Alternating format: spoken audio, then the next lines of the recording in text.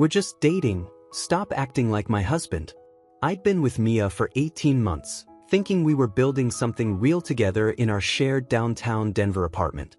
I owned a custom motorcycle repair shop that I'd built from nothing, working 12-hour days to establish a reputation among the Harley and vintage bike community. The business was finally turning a solid profit, and I thought Mia and I were moving toward the same goals, maybe engagement, definitely a future that meant something more than casual dating. I came home early that Tuesday afternoon, planning to surprise her with dinner reservations at that Italian place she'd mentioned wanting to try.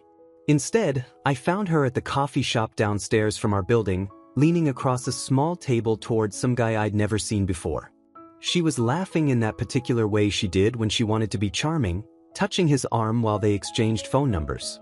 I watched through the window for a full minute, feeling something cold settle in my stomach as she saved his contact information with obvious enthusiasm. When I walked in, she barely looked embarrassed. The guy made some excuse about needing to leave, but not before she assured him they'd definitely text later. I waited until we were back upstairs before asking who he was. She rolled her eyes like I was being unreasonable and explained that his name was Marcus. He worked in marketing for some tech company, and they just hit it off while she was grabbing her usual afternoon latte. When I pointed out that hitting it off typically didn't involve exchanging numbers while your boyfriend was at work, she got defensive immediately. That's when she delivered the line that changed everything. She told me we were just dating and I needed to stop acting like her husband. She said she needed space to explore connections with other people since we weren't engaged or married. She wanted the freedom to meet new people, go on casual dates, see what else was out there. She made it sound like I was being possessive and controlling for expecting basic relationship boundaries. According to her logic, without a ring on her finger, she owed me nothing in terms of exclusivity or commitment. I stood there in our kitchen, looking at the woman I'd been planning to propose to within the next 6 months, listening to her explain why she deserved the right to date other men while living in our shared apartment and splitting expenses with me. She wanted all the benefits of our established relationship: shared rent, shared utilities, shared groceries, someone to come home to every night, while maintaining complete freedom to pursue whatever opportunities came along. She genuinely believed this was reasonable. I realized in that moment that I'd been completely wrong about what we meant to each other. While I'd been seeing our relationship as the foundation for something permanent, she'd been treating it like a comfortable arrangement that shouldn't interfere with her options. She wanted me to be her reliable backup plan while she shopped around for something better. The 18 months I'd invested in us meant nothing compared to her desire to keep her possibilities open. Instead of arguing or trying to convince her otherwise, I told her she was absolutely right. We weren't married. We were just dating. And since she wanted the freedom to explore other connections, she should absolutely have that freedom. She looked surprised, maybe even relieved, like she'd expected a much bigger fight. I think she assumed I'd accept her terms and just deal with the new arrangement she'd unilaterally decided on. That night, while she went out for drinks with her yoga instructor friends, probably including Marcus, I started making plans. If we were just casually dating according to her definition, then I needed to start acting like someone who was just casually dating. That meant a lot of things were about to change, starting with my living situation. I spent the next week methodically planning my exit while Mia continued her new routine of casual dating freedom. She'd come home late, talking about drinks with new friends, coffee dates with interesting people she'd met, always emphasizing how refreshing it was to have space to be herself. She seemed genuinely happy with the arrangement, which made my decision easier. I called my friend Leo, who worked in real estate, and asked him to help me find a place across town. Within 3 days, he'd located a decent one-bedroom apartment near my shop that I could afford easily on my own income. Moving out required careful coordination since Mia worked irregular hours at the yoga studio and I didn't want a confrontation until everything was final. I started with small items, tools from my home workshop, books, personal electronics, boxing them up during her shifts and storing them at the shop. Leo helped me rent a storage unit for furniture and larger items. We worked methodically, taking only what was clearly mine and leaving anything we'd bought together. The process took nearly 2 weeks, but Mia was so focused on her new social life that she didn't notice the gradual emptying of our shared space. Our third roommate Zoe, a night shift nurse who kept different hours than both of us, started noticing the boxes and missing items. She pulled me aside one evening while Mia was at what she called a networking event, which I assumed meant another date. Zoe warned me that Mia had been complaining to her about feeling tied down in our relationship, but had also mentioned multiple times that she couldn't afford the upscale downtown apartment without my contribution to rent and utilities. According to Zoe, Mia seemed to think she could maintain her freedom while keeping our financial arrangement intact indefinitely. I realized Mia hadn't thought through the practical implications of casual dating someone she lived with and split major expenses with. She wanted relationship freedom but assumed I'd continue providing relationship stability in terms of housing and financial support. The rent alone was $2,800 a month, plus utilities, parking, and building fees that brought the total close to $3,500. Mia's yoga instructor income was maybe $1,800 on a good month. She'd need a completely different living situation or a significant roommate contribution to maintain her current lifestyle. I decided not to give her advance warning about my plans. She'd made a unilateral decision to change our relationship terms without consulting me, so I felt justified in making my own unilateral decision about how to respond. I arranged for movers to collect my remaining furniture and belongings on a day when she'd be teaching back-to-back classes at the studio. Leo helped coordinate everything, ensuring I could complete the move in a single afternoon while she was gone. The night before my final move, I sat in what had been our shared living room, looking at the space we'd furnished together over 18 months. I felt sad about the end of what I'd thought was something meaningful, but not regretful about my decision. Mia had shown me exactly where I stood in her priorities, and I was simply responding accordingly. If she wanted casual dating, then she could have casual dating with all the independence and self-reliance that went along with it. I wrote a simple note explaining my position and left it on the kitchen counter where she'd definitely see it when she came home. The note was brief and factual, acknowledging that she'd gotten exactly what she'd asked for. I mentioned that rent was due on the 1st, since casual dating partners typically didn't cover each other's major expenses. Then I left my key beside the note and drove to my new apartment, feeling lighter than I had in weeks. Mia returned home around 10 that evening to find the apartment mostly empty of my belongings. According to Leo, who heard the story from Zoe later, she initially thought we'd been robbed. She walked through the rooms calling my name, probably expecting to find me tied up somewhere or at least some sign of forced entry. It took several minutes for her to notice the note on the kitchen counter, written on the back of an envelope in my handwriting. The message was simple and direct. Perfect. Now you can date whoever you want. Since we're just dating and I was acting too much like a husband, I figured you'd prefer the freedom. Rent's due on the 1st, Jake. Her reaction was immediate and intense. She called my phone 17 times in the first hour, leaving increasingly frantic voicemails that progressed from confusion to anger to something approaching panic. I listened to the first few messages, where she demanded to know what I thought I was doing and insisted I come back immediately to discuss things like adults. By message 10, she was crying and asking how I could just abandon our relationship without warning. By message 15, she was threatening to throw away anything I'd left behind and change the locks to keep me out permanently. I didn't respond to any of the calls or messages. Instead, I spent the evening unpacking in my new place, setting up my workshop area, and enjoying the quiet that came with living alone. When she finally reached me the next morning, I maintained the same calm tone I'd used when she'd initially told me about wanting space to explore connections. I explained that I was simply giving her exactly what she'd requested, complete freedom to date other people without having to worry about a boyfriend who acted too much like a husband. She alternated between fury and desperation during that conversation, insisting that I was being ridiculous and vindictive. She accused me of overreacting to what she called a simple request for more independence in our relationship. When I pointed out that moving out seemed like the most logical way to give her the independence she wanted, she became increasingly agitated. She demanded to know where I was living and whether I planned to help with rent until she could find a replacement roommate. I told her that casual dating partners typically handled their own housing arrangements independently. Leo witnessed most of Mia's meltdown from his perspective as both my friend and her desperate phone calls seeking information about my whereabouts. He told me later that it became obvious she'd never expected me to actually leave. She'd assumed I would simply accept her new terms for our relationship while maintaining all the practical benefits of our shared living situation.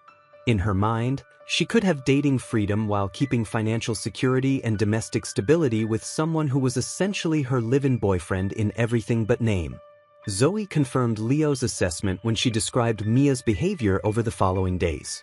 Mia kept asking when I planned to come back and whether this was some kind of elaborate attempt to make her jealous.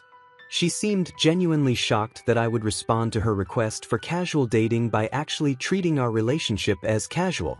She'd apparently expected me to negotiate or compromise, maybe accepting some version of an open relationship where I provided stability while she explored other options. The reality of her situation began settling in when the first bills arrived. Without my contribution, the monthly expenses for the apartment exceeded her entire income by almost $2,000. She'd been so focused on gaining relationship freedom that she hadn't calculated the financial implications of losing a partner who covered nearly 60% of their shared living costs. Her casual dating freedom came with a price tag she couldn't afford, and she was starting to understand that actions had consequences she hadn't anticipated when she'd made her initial demands for space and independence. Over the following weeks, Mia bombarded me with requests that revealed just how much she depended on having a committed partner without acknowledging it. Her car started making grinding noises and she called asking if I could take a look at it, since I'd always handled her automotive issues before. When I suggested she take it to a regular mechanic, she complained about the expense and reminded me that I used to fix these things for free. I pointed out that casual dating partners typically paid for professional services rather than expecting free labor from people they were seeing non-exclusively. She needed help moving furniture to make room for a potential roommate, assistance co-signing a new lease since her credit wasn't strong enough alone, and advice about negotiating with her landlord for a payment plan on overdue rent. Each request was presented as a reasonable favor between people who cared about each other, but I responded to every crisis with polite suggestions about handling things independently.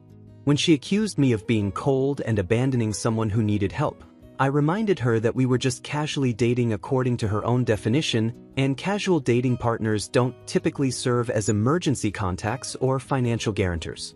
The most telling incident happened when she locked herself out of the apartment at midnight after a date with Marcus. She called me crying, explaining that Zoe was working a double shift at the hospital and she had no way to get inside.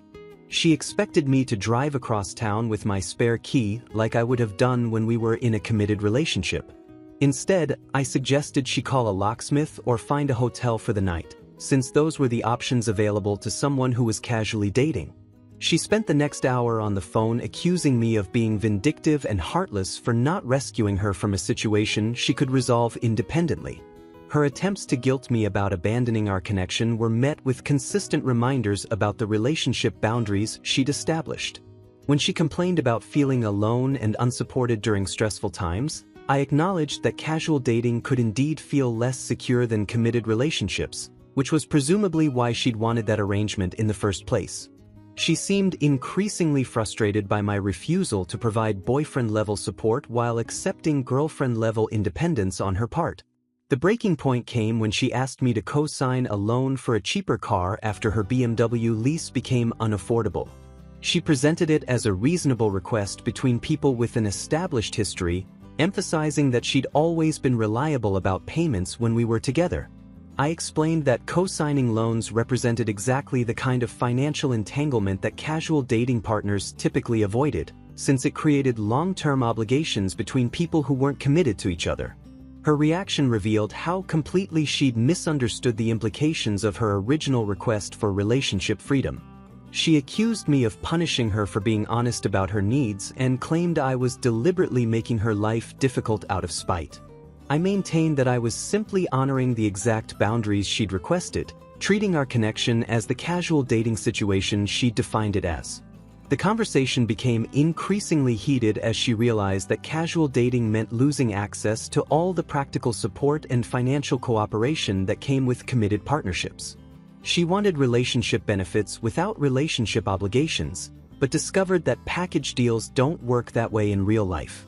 By the end of the month, She was scrambling to find solutions for problems she'd never had to handle alone during our 18 months together. Her requests became more desperate and her accusations more bitter as she faced the reality of supporting herself completely independently while maintaining the lifestyle she'd grown accustomed to with my help. She was learning the hard way that freedom and security often represented opposite ends of the same spectrum, and choosing one meant sacrificing the other. My friendship with Zoe began developing naturally during this period, starting when she asked for help moving some medical equipment from her car to the apartment after a particularly difficult shift at the hospital. Unlike my interactions with Mia, this felt balanced and reciprocal. Zoe insisted on buying dinner afterward, and our conversation revealed shared values about financial responsibility, genuine commitment, and building something meaningful with another person. She'd been watching the deterioration of my relationship with Mia from the perspective of someone who worked in healthcare and understood the importance of reliability and follow-through in serious matters.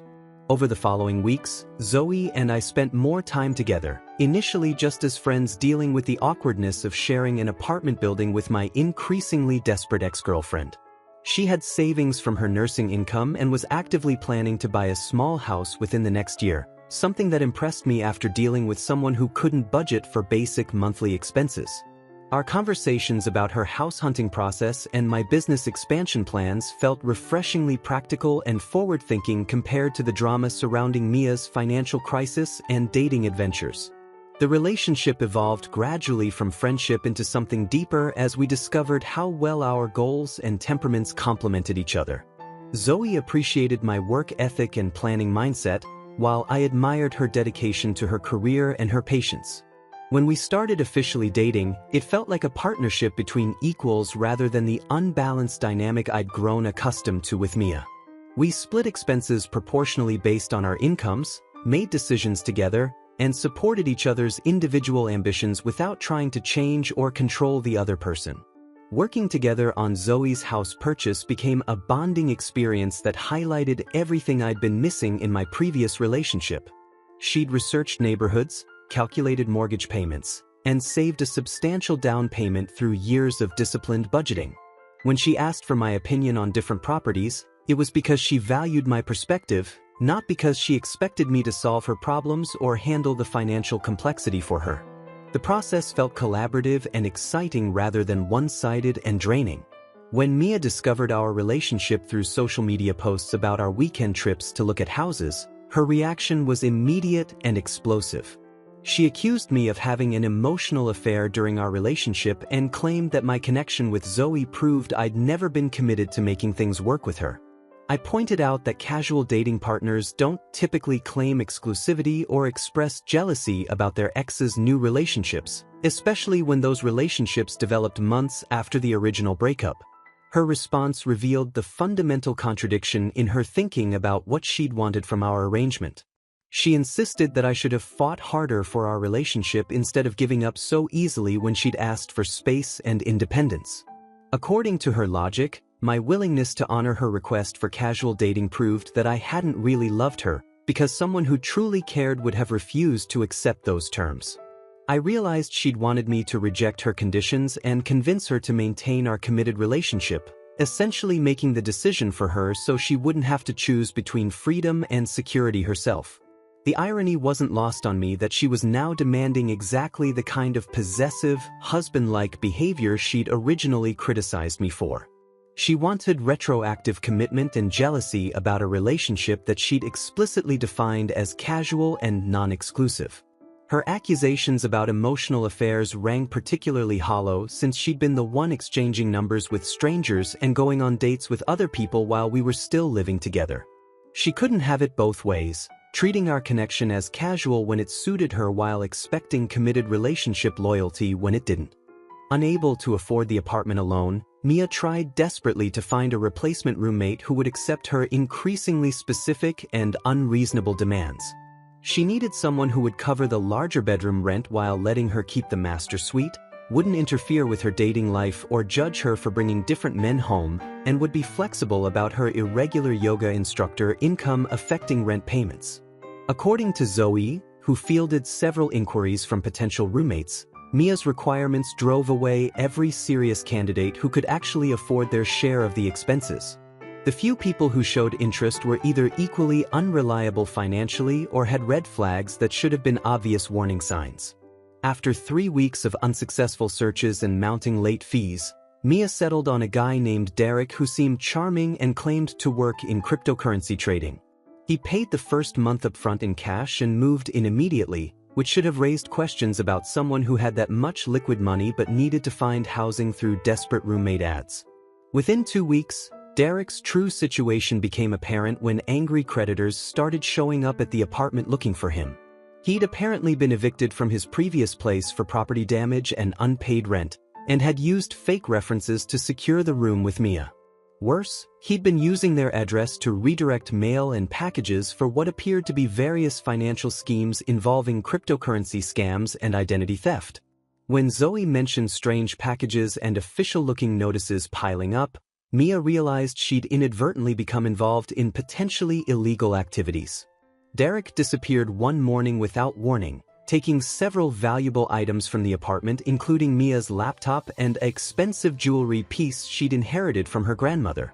He also left behind evidence of his activities that made Mia paranoid about potential legal consequences for harboring someone involved in financial fraud. The police report she filed revealed that Derek had multiple warrants and had been using different names in similar roommate scams across the city. Meanwhile, Zoe and I successfully closed on a small house in a quiet neighborhood near my motorcycle shop, splitting the down payment and mortgage responsibilities based on our respective incomes and savings. The entire process had taken 4 months of careful planning and financial preparation, representing the kind of long-term thinking and cooperative decision-making that makes relationships work. Moving in together felt like a natural progression rather than a desperate arrangement to cover expenses neither of us could handle alone. Mia's mutual friends began understanding the real dynamic of our previous relationship as they witnessed the contrast between her current chaos and the stability Zoe and I were building together. Leo mentioned that several people who'd initially criticized me for abandoning Mia were starting to realize that I'd simply responded appropriately to someone who'd taken my support for granted while actively seeking alternatives. Her social media posts about toxic men and learning to value herself weren't gaining the sympathy she'd expected from people who'd watched her create her own problems. The final blow came when the apartment management company held Mia responsible for Derek's unpaid utilities and the property damage he'd caused to the hardwood floors and bathroom fixtures. Her security deposit was forfeit, and she faced additional charges that pushed her debt to nearly $4,000 beyond her ability to pay. The lifestyle she'd maintained during our relationship became completely unsustainable without the financial foundation I'd provided, and her attempt to replace that foundation through casual dating and unreliable roommates had backfired spectacularly. Facing eviction proceedings and unable to find another cosigner or afford market-rate housing on her yoga instructor income, Mia was forced to move back with her parents in a smaller Colorado town about 2 hours outside Denver. Her social media presence shifted from lifestyle posts about freedom and independence to vague inspirational quotes about new beginnings and learning life lessons. She took a job at a chain yoga studio that paid significantly less than her previous position but was the only opportunity available in her parents' conservative community where yoga instruction wasn't in high demand. A year later, Zoe and I attended Leo's wedding at a mountain resort where we encountered Mia working as a server at the reception venue. She'd apparently taken a second job to supplement her reduced yoga income and was struggling to rebuild her credit and savings after the financial disaster that followed her pursuit of dating freedom. The encounter was brief but telling. She looked tired and spoke carefully about getting back on her feet while clearly being uncomfortable about running into us during our obvious happiness and success. Seeing her serving drinks at an event where we were guests, celebrating our friend's marriage while planning our own future together, seemed to crystallize for her exactly what she'd thrown away when she decided that committed partnership was too restrictive. Zoe and I had just put an offer on a larger house with space for the motorcycle restoration workshop I'd always wanted, representing the kind of shared dreams and financial cooperation that build lasting relationships. The contrast between her current situation and what we were building together was impossible to ignore. When she approached our table later that evening, ostensibly to refill our water glasses, she mentioned quietly that she'd heard about our engagement and wanted us to know she was genuinely happy for us. Her tone carried none of the manipulation or drama from our previous interactions, just what seemed like honest recognition that we'd found something real together. She admitted that she'd never understood the difference between independence and isolation until she'd experienced both, and that she'd confused security with control in ways that cost her everything meaningful she'd once had. The conversation lasted only a few minutes, but it confirmed that her struggles had taught her lessons about partnership and commitment that our 18 months together never could. She discovered that casual dating didn't provide the foundation for building the kind of life she'd actually wanted, and that the stability she'd taken for granted with me required mutual investment and cooperation rather than one-sided support. Her pursuit of freedom to explore connections had left her more alone and limited than she'd ever been in our committed relationship. Driving home that night, I reflected that my response to her original demands hadn't been revenge or punishment, but simply honoring the exact relationship boundaries she'd established. I'd given her precisely what she'd asked for: the space to date other people without a boyfriend acting like a husband, the independence to handle her own problems without depending on a partner's support, the freedom to pursue whatever opportunities came along without considering someone else's feelings or needs. Her learning experience had come from facing the natural consequences of those choices rather than from any vindictive actions on my part. The story illustrated something important about relationships and personal responsibility that I'd learned through both painful experience and eventual success. When someone treats partnership like a convenience rather than a commitment, responding with dignity and appropriate boundaries teaches more effective lessons than arguments or desperate attempts to change their mind.